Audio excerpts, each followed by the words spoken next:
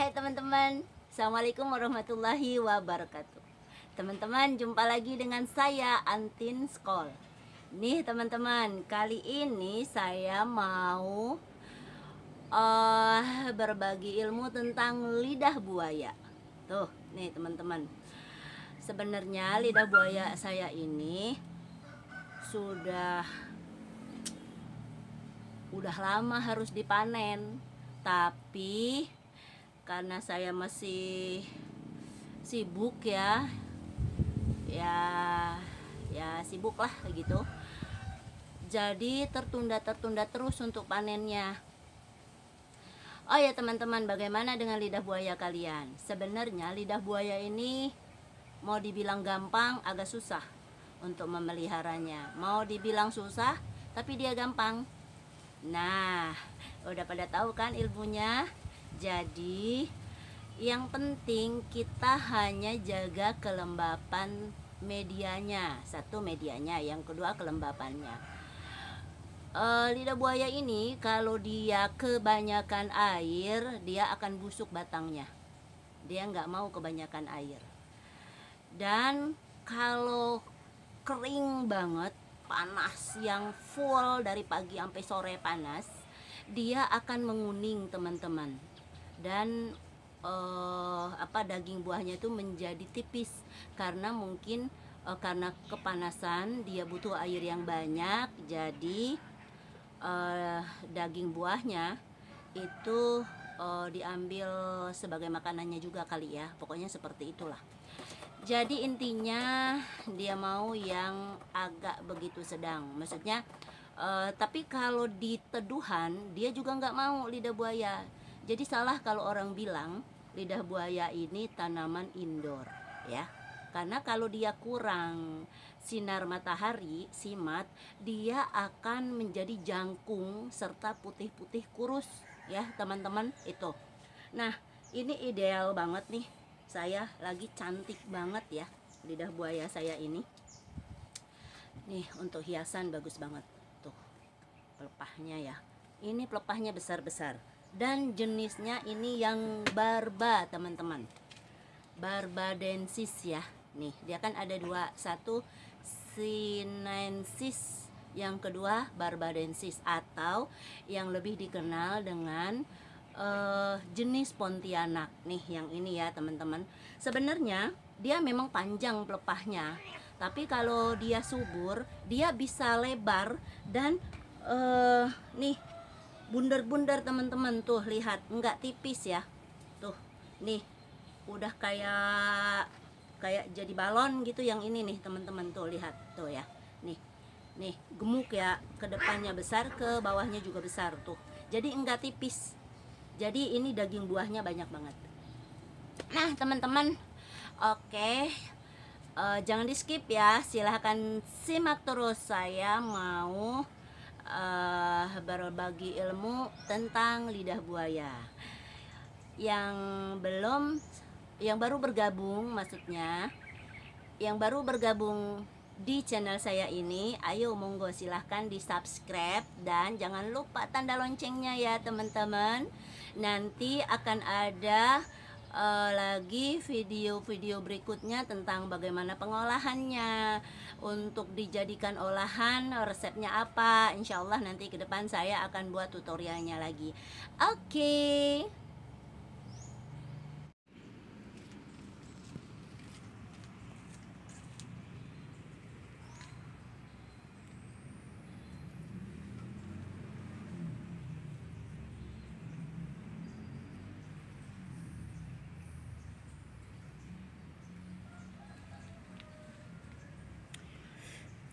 Ini ciri yang sehat banget ya teman-teman, tuh gemuk banget, jadi dia nggak pipih ya. Tuh, yang mudanya aja masih kelihatan gemuk tuh teman-teman, tuh. Jadi nggak kayak papan ya, gemuk kayak balon mau meledak.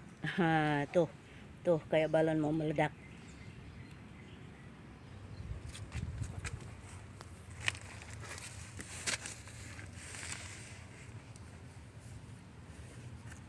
Tuh.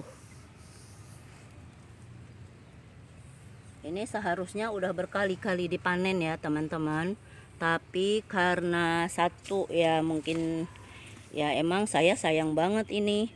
Tuh udah ada yang, nah ini kalau dia udah ketuaan dia akan seperti ini nih teman-teman, tuh ya kayak membusuk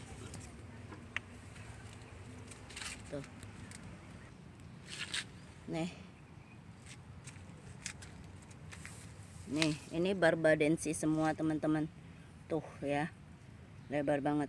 Nah ini kalau dia udah ketuaan dia begini nih, sudah harus dipanen banget nih, tuh sudah begitu ya teman-teman, tuh besar banget tuh. Nanti kita panen nih, besar-besar sekali. Nah yang ini sinensis teman-teman, nih satu ini saya punya sinensis ya, tuh agak beda warnanya juga.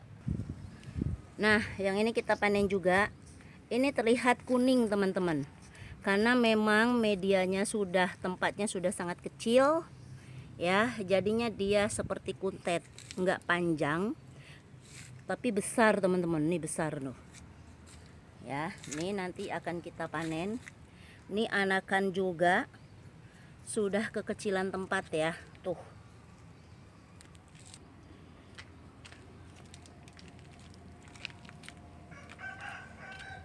nih banyak banget pelepahnya nih, subur banget teman-teman.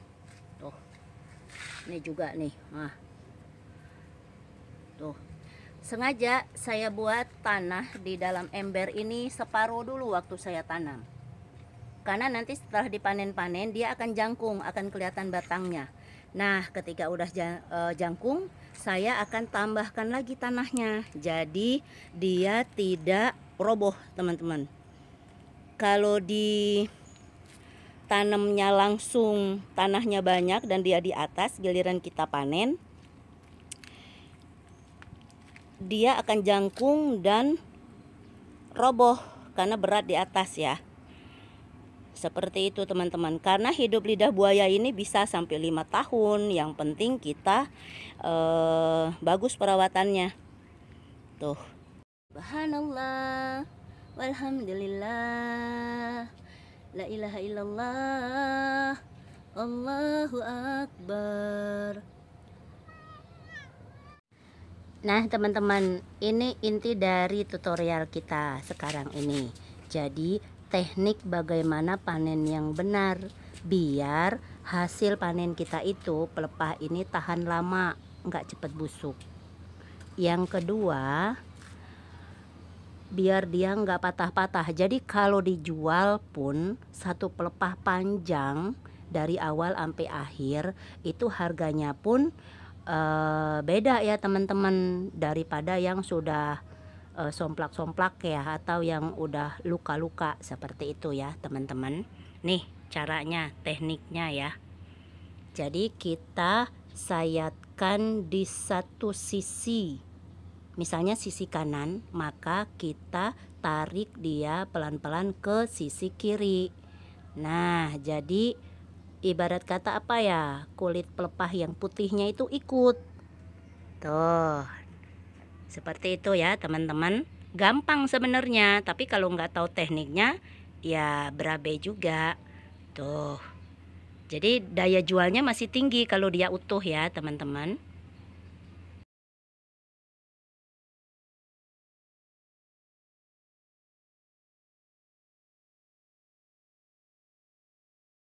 Memang untuk di Indonesia sendiri kita itu banyak kurang update ya, maksudnya banyak kurang tahu fungsi-fungsinya, padahal luar biasa sekali ya teman-teman.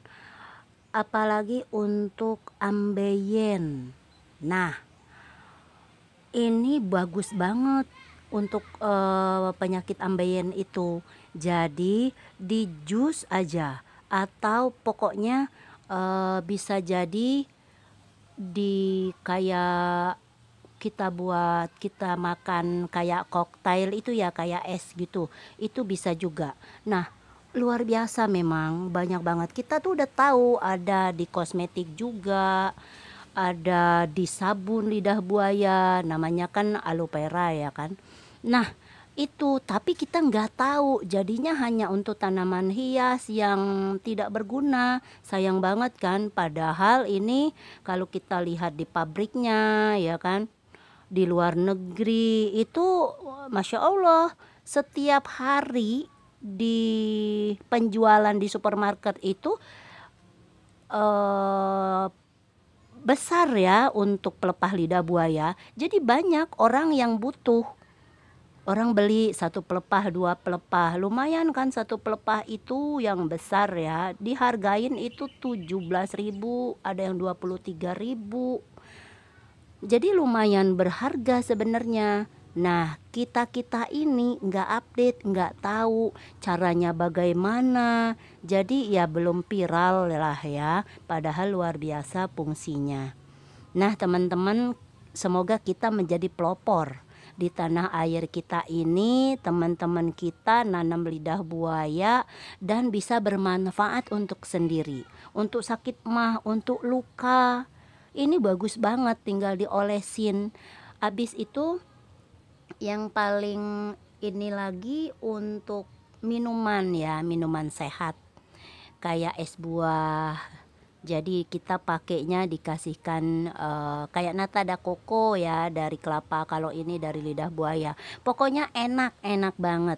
Jadi saya berharap teman-teman juga bisa menularkan ke yang lain bahwa ini makanan sangat bagus fungsinya.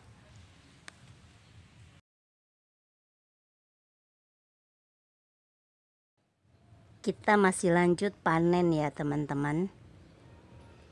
Senang banget nanam sendiri. Kita udah siram-siram dan rasa panennya itu loh sensasinya ya teman-teman. Ini bisa aja, saya udah bisa aja ini untuk dijual, tapi saya nggak mau dijual. Ada, saya sudah tahu tempat pengepulnya ya kan, kebetulan deket banget sama kantor saya. Dan dia menyalurkan dia menerima seluruh yang orang mau jual ke dia. Tapi mungkin kalau untuk di luar daerah bermasalah sama harga ya, harga ongkirnya mungkin lebih besar, seperti itu. Tuh, bagus banget ya teman-teman, lebar banget nih. Seukuran 4 jari lebih, gemuk, Masya Allah. Tuh daging buahnya mantep banget, udah tua lagi. Oke, setelah dipanen jadinya dia menjadi jangkung ya, berbatang, maksudnya batangnya jadi tinggi.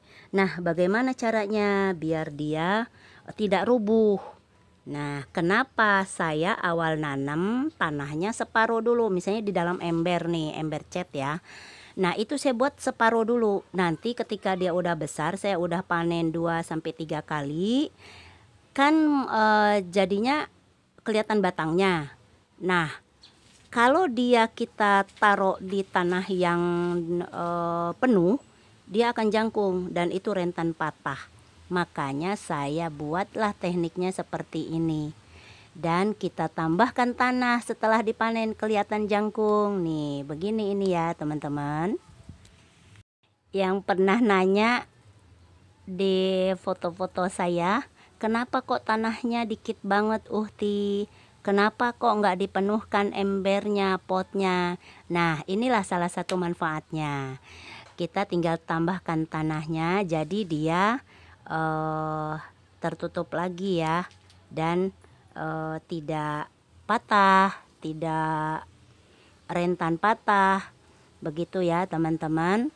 Dan ditambah tanah, ditambah pupuk, menjadi subur lagi.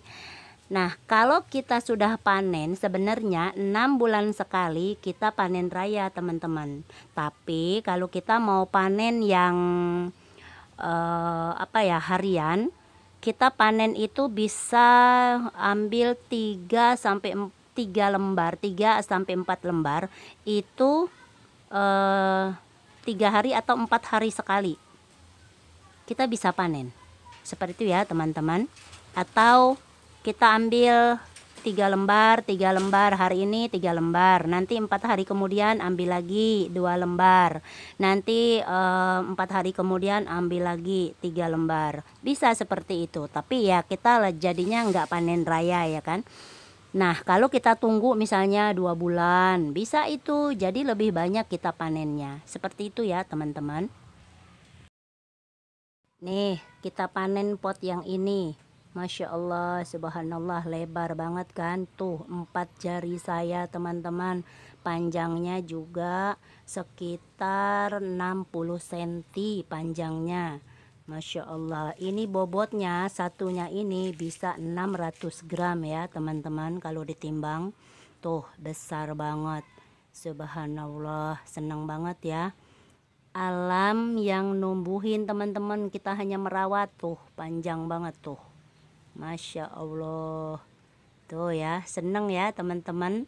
Jadi tekniknya bagaimana biar dia bisa besar, anaknya kita cabut. Dia nggak mau bareng anaknya. Tuh, ini kuncinya ya teman-teman. Jadi pelepah bisa besar, dia bisa jumbo. Apapun jenisnya sama. Dia nggak mau bareng anak. Nah teman-teman, itu dia tadi teknik penting ya.